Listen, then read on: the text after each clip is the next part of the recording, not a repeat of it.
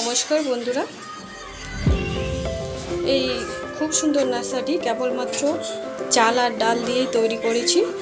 আর এই নাস্তাটি আমরা নুন পিঠে বলে থাকি। তো আপনারা এই নাস্তাটিকে কে কী বলে থাকেন একটু কমেন্টে বলবেন। এই পিঠেটি বানানোর জন্য আপনারা সঙ্গে থাকুন, পুরো ভিডিওটি দেখুন। তো চলুন বানিয়ে নেওয়া যাক। তো তার জন্য আমি এখানে নিয়েছি আতপ চাল। তো এখানে আমি পরিমাপ করে 3 কাপ মতো আতপ চাল দিয়েছি। আর এই রেসিপিটা কিন্তু আতপ চাল দিয়েই বানাতে হবে। দেখুন আমি 3 কাপ প্রায় আতপ চাল নিয়ে নিয়েছি। আর নিয়ে নেব 1 কাপ মতো ছোলার ডাল আর হাফ কাপ মতো বিউলির ডাল। এখানে 3 কাপ চাল, 1 কাপ ছোলার ডাল আর হাফ কাপ বিউলির ডাল, এগুলো সবগুলোকে আমি ভালো করে ধুয়ে জল দিয়ে পরিষ্কার করে ভিজিয়ে নেব। তো আমি এখানে চালটা মোটামুটি 4 থেকে 5 ঘন্টা পর্যন্ত ভিজিয়ে রেখেছিলাম। আর চাল ডাল সবগুলো খুব সুন্দরভাবে ভিজে গেছে, আপনারা দেখতেই পাচ্ছেন কত সুন্দরভাবে এগুলো ফুলে গেছে।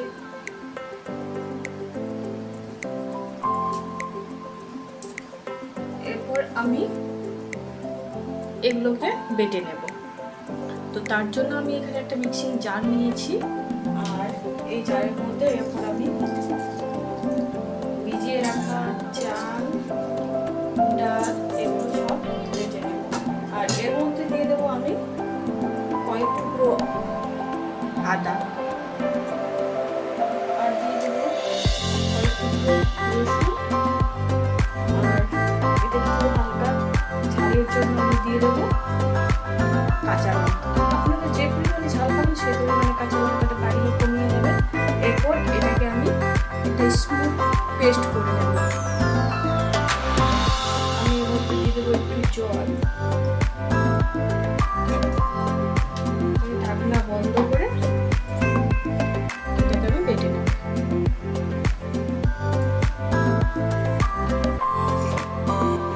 এই দেখুন কতটা স্মুথ একটা পেস্ট হয়েছে, আমি দেখিয়ে দিচ্ছি। এই দেখুন, এরপর এটা আমি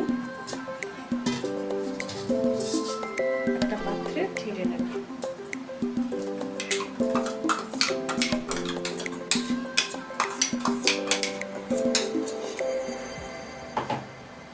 এই ব্যাটারটা কতটা স্মুথ হয়েছে এই দেখুন।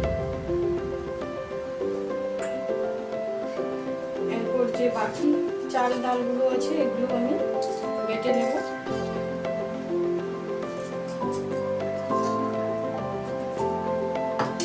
যেহেতু আমি আদা রসুন কাঁচা লঙ্কা প্রথমবারই দিয়ে দিয়েছি যতটা দেওয়ার পরিমাণ, আর আমি এটা তো দেবো না। এরপর শুধু চাল ডালগুলো বেটে নেব।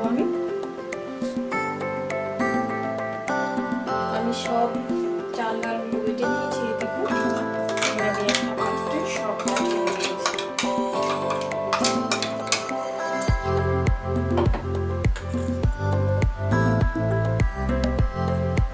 এই দেখুন,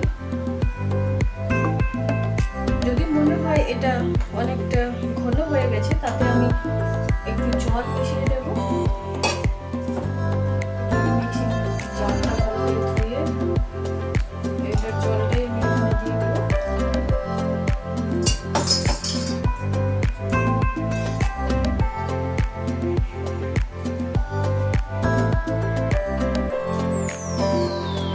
জলটা দিয়ে ভালো করে আমি মিশিয়ে নেব।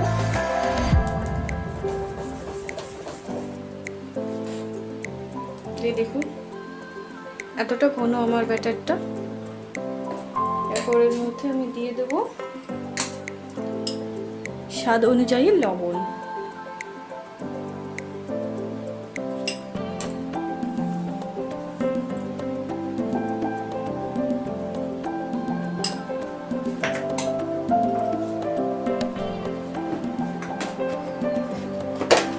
আর দিয়ে দেব একটু হলুদ, কালারটা একটু ভালো আসে।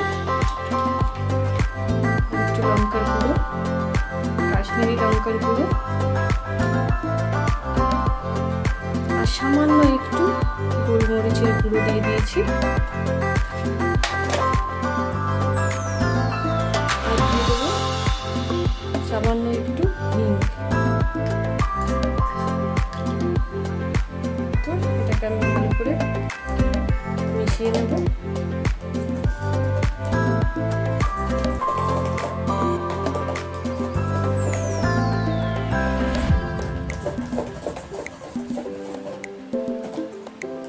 এখানে আর কোনো মশলাই আমি দেব না, শুধুমাত্র আদা রসুন আর হলুদ গুঁড়ো, লঙ্কার গুঁড়ো আর একটু গোলমরিচের গুঁড়ো আর একটু হিং, বাস এই সামান্যটুকু গুঁড়ো মশলা দিয়ে আমি এই রেসিপিটা তৈরি করব। তো এটা এরপর আমার মেশানো হয়ে গেছে, এটা আমি কিছু সময়ের জন্য রেস্টে রেখে দেব, ঢাকা দিয়ে রেস্টে রেখে দেব। প্রায় 10 মিনিট মতো আমি এটা রেখে দেব। আমার 10 মিনিট হয়ে গেছে, এই দেখুন। যদি মনে হয় যে ব্যাটারটা ফুলে ঘন হয়ে গেছে তাহলে আপনারা একটু জল দিয়ে দেবেন, আর যদি মনে হয় যে ঠিকঠাক আছে তাহলে আর জল দেওয়ার প্রয়োজন নেই। তো আমার মনে হচ্ছে এটা আমার ঠিকঠাক আছে, আর আমি এখানে কোনো জল ব্যবহার করব না। এই দেখুন, আপনারা ভালো করে দেখে নিন কতটা ব্যাটারটা আমার ঘন। আমি আরেকবার ভালো করে এটাকে ফেটিয়ে নেব।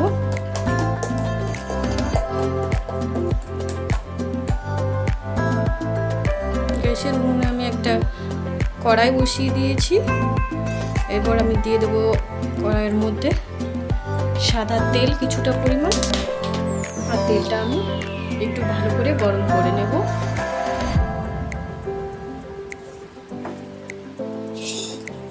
আমার তেলটা বেশ ভালো করে গরম হয়ে গেছে। এরপর আমি একটা ডাবুর সাহায্যে একটু বেটার নিয়ে এইভাবে তেলের মধ্যে আমি ছেড়ে দেব।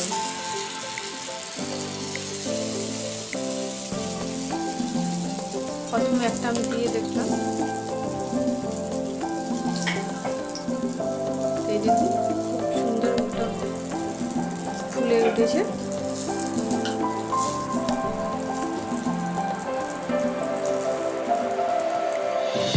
এক পিঠ হয়ে গেলে আমি এটাকে উল্টে দেব।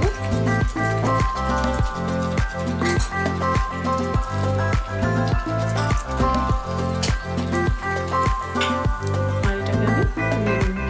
এই দেখুন কত সুন্দর ফুলকো ফুলকো নাস্তাগুলো আমার তৈরি হয়ে গেছে। আবারও আমি একটা ডাবু তুলে এইভাবে আমি তেলের মধ্যে দিয়ে দেব।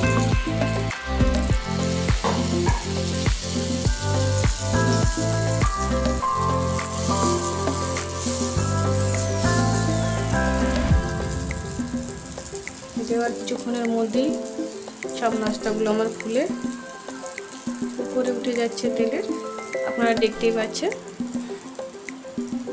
তো এইভাবে আমি সব নাস্তাগুলো এক একটা করে ভেজে নেব। এই দেখুন প্রথমেরগুলো তাও একটু কম ফুলছিল, কিন্তু তারপর থেকে এই দেখুন কত সুন্দর লুচির মতো এগুলো ফুলে যাচ্ছে, আপনারা দেখতেই পাচ্ছেন। তো আমি একবারে 2, 3টে করে আমি দিচ্ছিলাম। এবার সবগুলো আমার ভাজা হয়ে গেছে,